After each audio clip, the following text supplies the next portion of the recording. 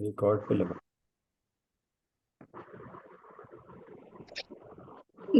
ये पहले 8 ध्यान के 4 ध्यान बताए, अब रोज ध्यान के 4 ध्यान। निर्दयता पूर्णता में होने वाले आनंद रूप परिणामों का नाम रौद्र ध्यान है। हिंसानंदी, मृषानंदी, चौर्यानंदी और परिग्रहानंदी के भेद से यह रौद्र ध्यान भी 4 प्रकार का होता है। तत्संबंधी सूत्र इस प्रकार है।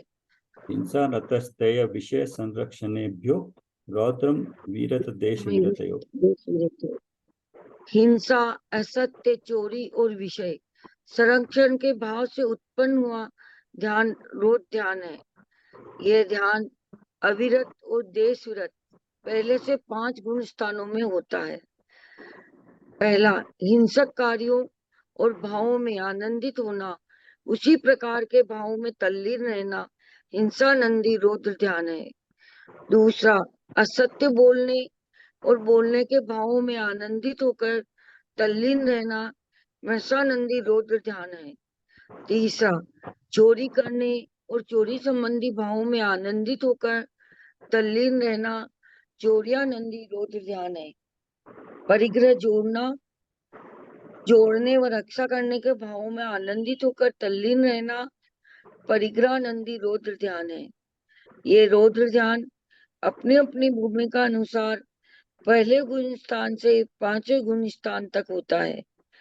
इस प्रकार यह सुनिश्चित है कि अज्ञानी और ज्ञानी दोनों प्रकार के ग्रस्तों श्रावकों को ये दोनों आज और रोज ध्यान होते हैं और अपनी अपनी भूमिका अनुसार लगभग निरंतर होते रहते हैं।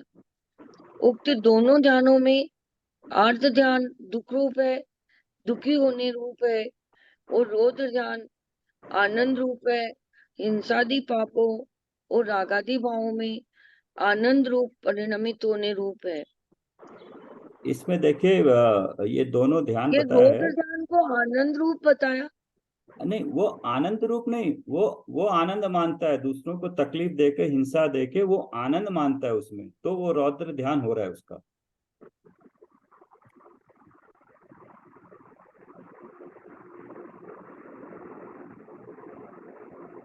चोरी करने और चोरी संबंधी भावों में आनंदित होकर तल्लीन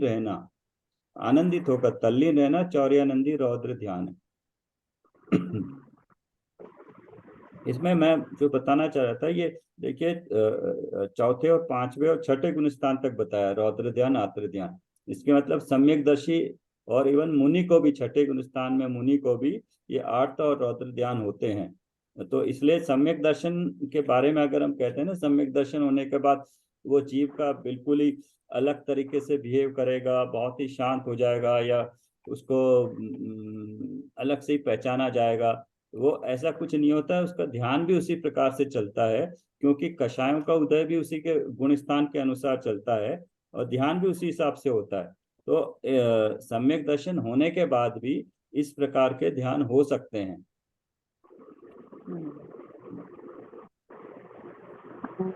कर्मोदय से प्राप्त होने वाले इष्टानिष्ट संयोग भी परिग्रह नामक पाप ही है। अनुकूल संयोगों में आनंदित होना भी परिग्रह नंदी रौद्र ध्यान है।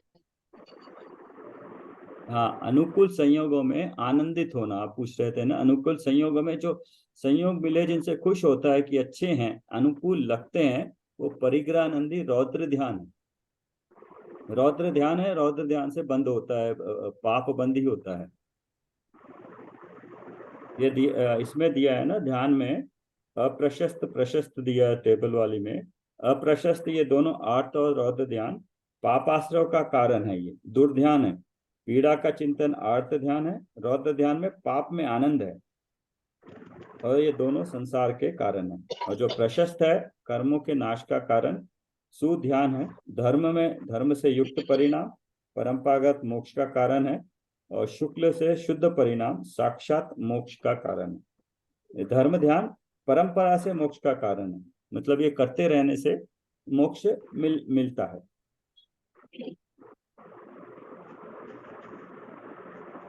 इस प्रकार उक्त दोनों ध्यानों में नहीं, अज्ञानियों के आर्द्र ध्यान को, एक बीच वाली 2 लाइन, उक्त दोनों ध्यानों में।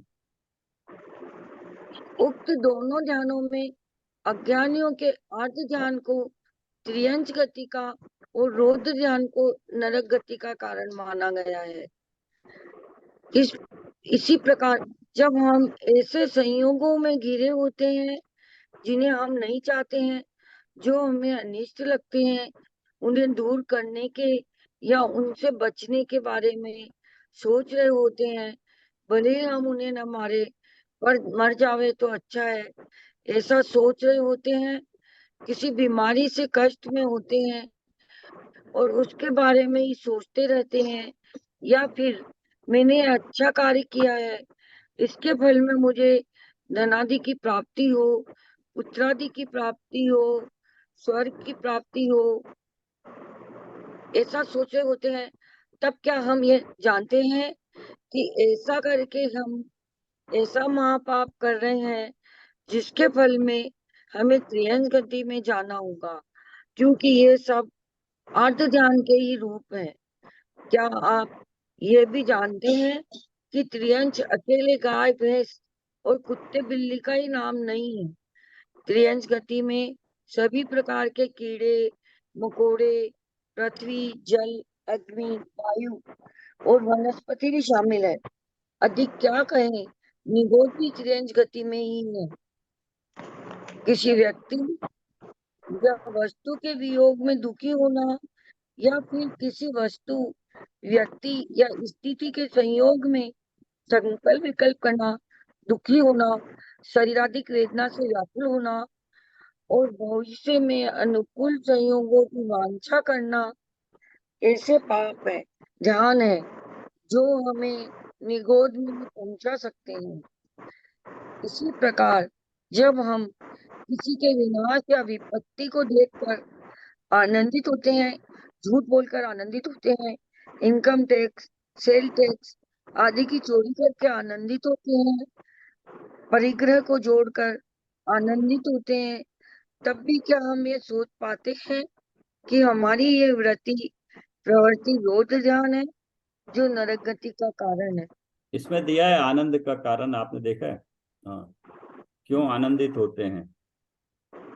दूसरे का नुकसान देख के अच्छा लगता है, अंदर में आनंद फील होता है कि अच्छा हुआ उसके साथ करके। जिसको कहते हैं ना स्मार्टनेस, अपने आप को स्मार्ट समझते हैं दूसरे को, या फिर परिग्रह को जोड़कर आनंद होते हैं मिलने पर। ये सारे के सारे रौद्र ध्यान है जो नरक गति का कारण है।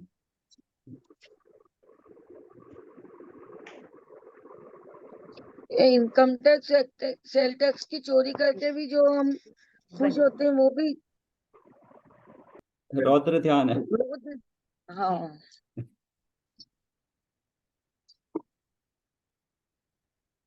फ्यूचर प्लानिंग, तब तो फ्यूचर प्लानिंग, फ्यूचर इन्वेस्टमेंट, ये सब फ्यूचर का करना भी रौद्र ध्यान में ही आ जाता है।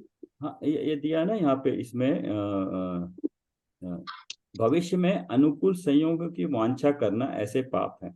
इसमें दो चीजें हैं। एक चीज है कार्य करना, और कार्य करते वक्त उसकी वांछा करना, दोनों अलग अलग चीजें हैं।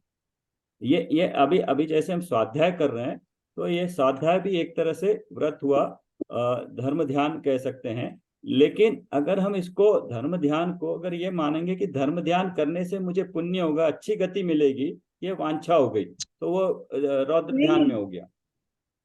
नहीं नहीं सर, मैं इस चीज का नहीं बोल रही हूँ। ये तो अपन अब सोचते ही नहीं है इस क्लास में आने के बाद हाँ कि हाँ, हम ये पुण्य कर रहे हैं, ये कर रहे हैं, धर्म कर रहे हैं। धर्म भी नहीं मानना इस सब चीज को। अब सिंपली हम जो हाँ कर रहे हैं उसको धर्म धर्म में भी नहीं लेना इस चीज को। बस हम अपनी आत्मा के कल्याण के लिए जो भी हमको समझ में आ रहा है उसको ग्रहण कर रहे हैं। मैं क्या बोल रही हूँ, जैसे अभी हम आगे की डे टू डे लाइफ में हम जो भी इन्वेस्टमेंट आ रहा है, पैसा जो आ रहा है, उसको हम इन्वेस्ट करते हैं आगे के फ्यूचर के लिए। ये भाई काम आएगा, बच्चों के लिए काम आएगा, उसके बच्चों के लिए काम आएगा। जो हम जमा करते रहते, परिग्रह में आ गया वो। यस, भले ही सामान नहीं करे बट रुपए को तो जमा करते रहते हैं। रुपए के लिए तो कोई मना नहीं करेगा। वो इसकी आगे आगे की फ्यूचर प्लानिंग करना भी फिर ये पाप ही हुआ। इच्छा हो गई ना, इच्छा करे कि कुछ इष्ट मिले, इष्ट का संयोग होए फ्यूचर में भी भविष्य में भी।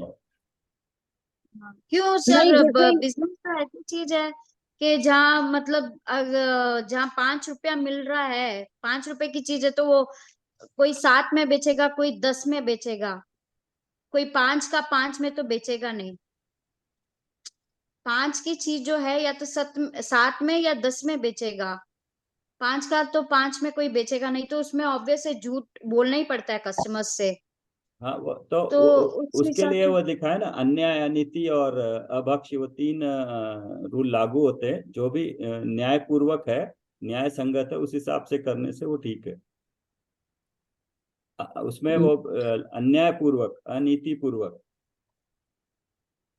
अनीति और अन्याय पूर्वक अनीति पूर्वक उसके तो वो आ गया, 1 रुपए के ब्याज में 12 रुपया ब्याज लगाते तो वो अनीति हो गई।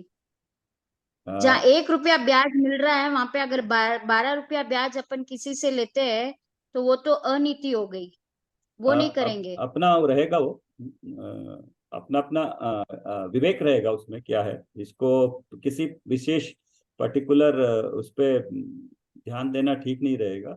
अपने अपने विवेक से सबको अपना परिणाम जान के विवेक से निर्णय लेना पड़ेगा, क्योंकि ये बहुत ही पर्सनल हाँ विषय सर, होते वैसा हैं। तो कार्य नहीं करते, वैसा हाँ तो कार्य नहीं करते कि वैसा तो कार्य नहीं करते जहाँ 1 रुपया 1.25 रुपया मिलता है, वहां पे अगर 12 रुपया ब्याज करेंगे तो वो तो अनीति हो गई ना सर। अब आप वो एक एग्जांपल लिए, लेकिन हमारे लौकिक में, सांसारिक में, गृहस्थ जीवन में सवेरे से शाम तक जितने एक इंद्रिय जीवों की विराधना होती है, वो उससे ज्यादा कहीं होती है। उस पर ध्यान देना जरूरी होता है। और बाकी क्योंकि गृहस्थ के तो कुछ कार्य है, हमको अलाउड है करना कुछ हद तक, अनीति या नीति के अंदर है के कार्य करना, गृहस्थ के कार्य करना, संपादन करना, वो अलाउड है। बट इसके अलावा अगर देखते हैं हम, एक इंद्रिय जीवों की कितनी विराधना होती है, क्या हम उसके प्रति वो तो सजग हैं? पृथ्वी का ही, वायु का ही, यस। वनस्पति का ही, त्रस का ही, जो भी हम लोग करते हैं उसका आके उपयोग लगा के उस समय उस चीज को जितना यूज कर सके उतना ही करते हैं। जैसे प्रिया मैम बोले कि सावधानी पूर्वक, हाँ सावधान पूर्वक, सावधानी पूर्वक हाँ करते हैं सावधानी तो पूर्वक। ठीक है।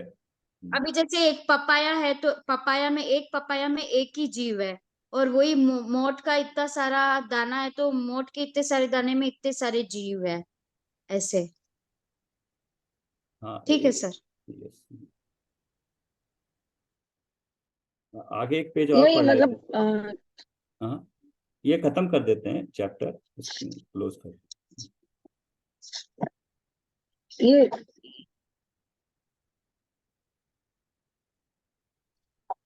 भले ही हमने किसी को न मारा हो, मरने वाला आतंकवादी भी क्यों न हो, पर उसकी मौत के समाचार सुनकर आनंदित होना हिंसानंदी रौद्र ध्यान है। क्योंकि उसको मतलब हर पर्याय, चीज में समभाव रहना चाहिए, सहज।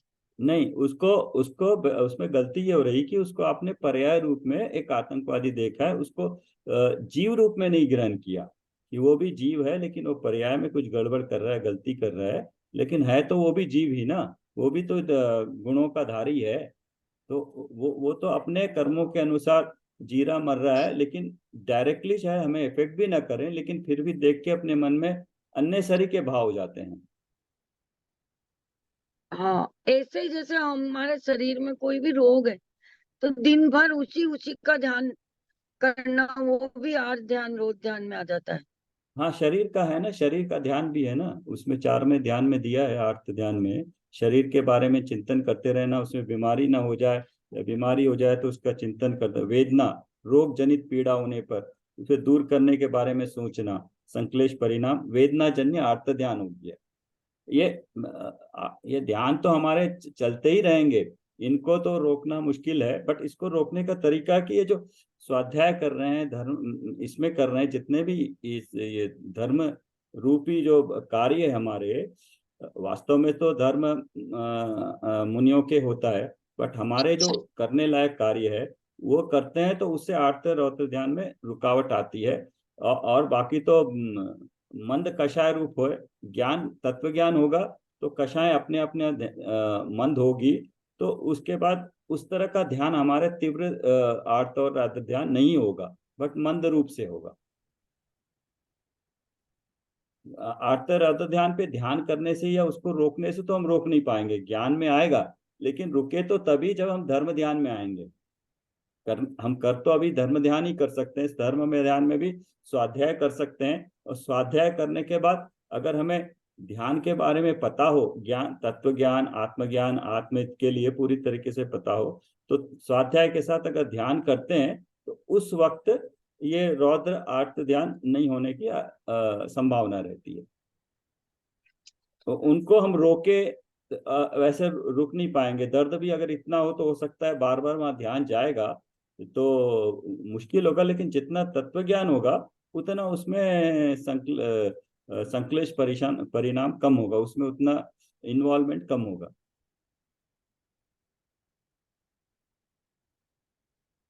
हाँ, इसी प्रकार पढ़िए इसी से। इसी प्रकार हमने झूठ न बोला हो, चोरी नहीं की हो, पैसा भी न्याय पूर्वक ही क्यों न कमाया हो, तब भी यदि हम उक्त कार्यों को देखकर, जानकर, उक्त संयोगों को पाकर आनंदित होते हैं, तो हमारे वे आनंद रूप परिणाम क्रम से मृषानंदी, चौर्यानंदी और परिग्रहानंदी रौद्र ध्यान है, जो हमें सीधे नरक में ले जा सकते हैं। हम घर के एकांत में बैठे बैठे टीवी देख रहे हैं, उसमें खलनायक की पिटाई देखकर खिलखिलाकर हंस पड़ते हैं, किसी झूठ पर हंस पड़ते हैं, चोरी देखकर या शेयरों के भाव चढ़ते देखकर प्रमुदित हो उठते हैं, तब क्या आपको ऐसा लगता है कि हम कोई पाप कर रहे हैं? आप तो यही सोचते हैं कि हम एकदम शांत बैठे हैं, किसी का भला बुरा कुछ भी नहीं कर रहे हैं, परंतु आपको पता होना चाहिए कि आप रौद्र ध्यान कर रहे हैं, जो आपको नरक में ले जा सकता है। कुछ लोग कहते हैं कि हमारा दिल तो बहुत कमजोर है, जब कोई भावुक दृश्य आता है तो हमारी आंखों में आंसू आ जाते हैं, हिंसा के दृश्य तो हमसे देखे भी नहीं जाते। वे ऐसा मानते हैं कि हम तो बहुत धर्मात्मा हैं। पर भाई साहब, आपका ये रोना धोना अर्ध ध्यान है, जो आपको न केवल पशु गति में ले जा सकता है, निगोद का कारण भी बन सकता है। यद्यपि जिनागम का अध्ययन, अध्यापन, स्वाध्याय नाम का तप है, आज्ञा विचय, अपाय विचय, विपाक विचय और संस्थान विचय नामक धर्म ध्यान है, तथापि हम जब पुराण पढ़ रहे होते हैं, प्रथमानुयोग का स्वाध्याय कर रहे होते हैं, तब जिन्हें हम इष्ट समझते हैं, उन्हें होने वाली प्रतिकूलताओं में दुखी होना भी आर्द्र ध्यान ही तो है। मतलब उनके लिए दुखी होना भी आर्द्र ध्यान में है। हाँ, उसके बजाय उसको ये देखें कि देखिए कर्मों की कैसी उलट पुलट है, कि कर्म किसी को भी नहीं छोड़ते हैं, हर एक को अपने कर्मों का झेलना जरूरी है। इस तरह से समता भाव से उसको देखना चाहिए। अगर उसमें इन्वॉल्व हो जाते हैं उनके दुख सुख में, तब वो हमारा फिर पढ़ना कोई फायदेमंद नहीं हुआ, वो भी आर्त ध्यान ही हो गया। प्रमुदित होना भी तो हिंसा नंदी रौद्र ध्यानी। हाँ, यस। इसी प्रकार जो विषय हमें ठीक नहीं लगते, उनके वध बंधन में प्रमुदित होना भी तो हिंसा नंदी रौद्र ध्यान ही है। रावण या दुर्योधन के वध में आनंदित होना भी तो रौद्र ध्यान का ही एक रूप है, जो प्रथमानुयोग के साथ वैराग्य के निमित्त है। हम अपने अज्ञान से उन्हें पढ़कर भी आर्द्र रौद्र ध्यान रूप परिणमित होते हैं। आप कह सकते हैं कि इस प्रकार तो देव, शास्त्र, गुरु के वियोग में दुखी होना भी आर्द्र ध्यान में आएगा। ये तो आप जानते ही हैं कि ये इष्ट वियोगज और अनिष्ट संयोगज जैसे आर्द्र ध्यान 6वें गुण स्थान तक नग्न दिगंबर भावलिंगी मुनिराजों को भी होते हैं। उनके तो तीर्थंकरों के वियोग, अपने गुरुओं के वियोग, शिष्यों के वियोग में होने वाले दुखी परिणाम ही अर्ध ध्यान रूप होंगे, क्योंकि अन्य कोई तो उन्हें इष्ट होता ही नहीं है।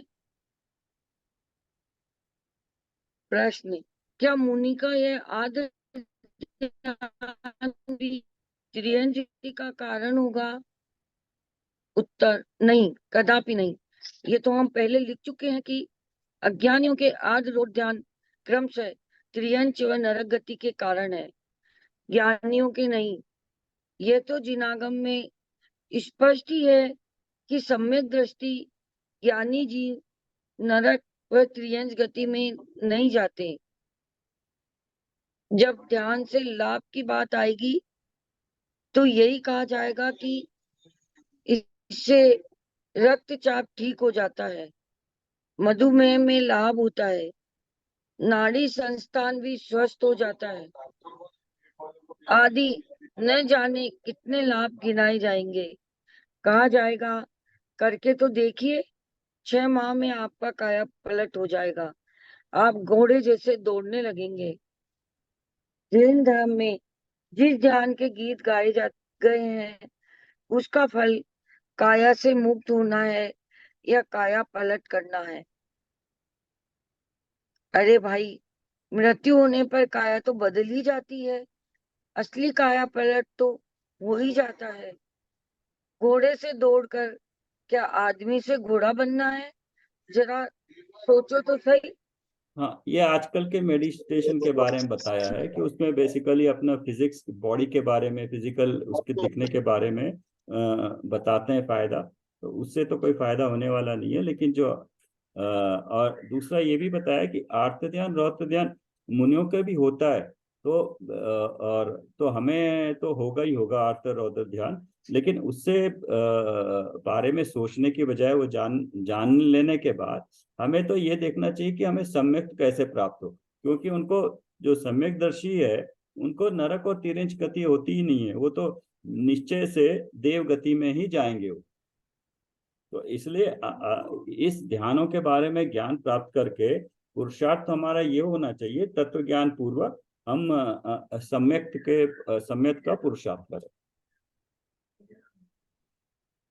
तो अपने आप जो वृत्ति में है, कषायों की मंदता और ध्यान, दूसरों पर के प्रति ध्यान अगर नहीं जाएगा तो उसके प्रति जो हमारी परिणाम है वो मंद होंगे। पूरी तरह से चले तो नहीं जाएंगे, लेकिन मंद होंगे। तो जितने मंद होंगे फिर हमारा धर्म ध्यान में लगेगा। धर्म ध्यान में लगेगा, तत्व ज्ञान प्राप्त करेंगे, तत्व चिंतन करेंगे। तत्व चिंतन पूर्वक फिर बढ़ते बढ़ते सम्यक का पुरुषार्थ आगे बढ़ेगा।